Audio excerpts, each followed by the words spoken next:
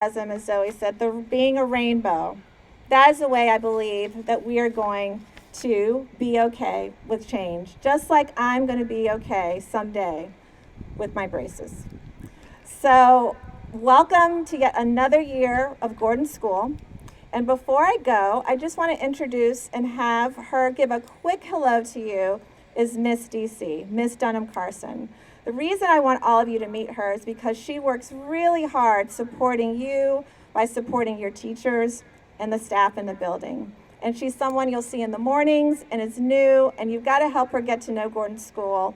I think she loves it already. Thumbs up. And I know she'll love it even more as the year goes on. So Miss DC, want to come up and say hello? Sure, thank you. Wow, thank you for that really kind welcome. That makes me feel really good as I try to talk to you today. All right, so good afternoon, everyone. Thank you for those voices. I'm going to tell you why that call and response is so important to me. So my name, as Dr. Thomas Lopez said, is Ms. Dunham Carson, but I also go by Ms. DC, and my pronouns are she, her. And my role at the school is that I'm the assistant head for teaching and learning at Gordon. That's a longer title, so you might be wondering, what is it that I actually do? And I think a big part of my job is asking three questions. What are we learning at Gordon? How are we learning at Gordon? And why do we learn what we learn at Gordon?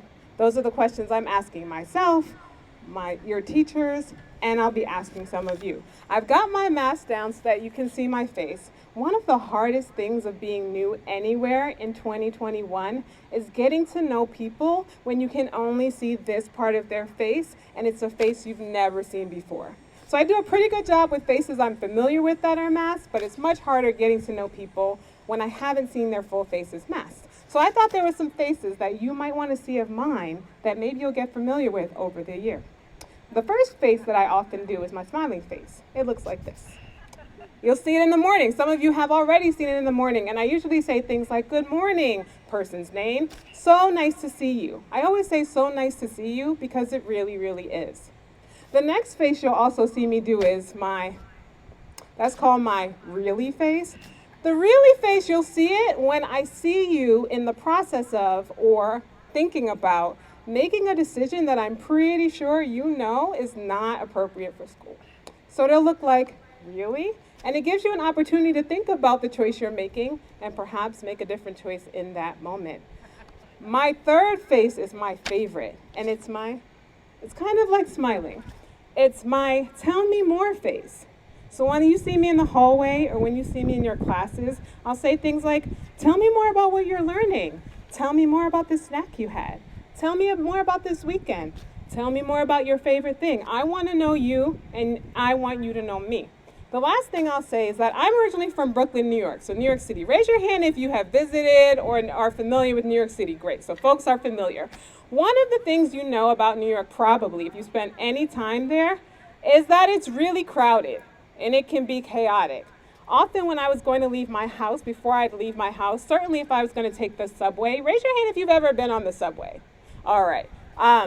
New Yorkers, we call it the train. So that's often how I know if someone was like born in New York or visiting, right? So the train. Before I would get on the train with my mother, she would say something that was basically like, mind your business. And she wouldn't use those words because those words were rude in our house. But what she would say are things like, don't look directly at people, right?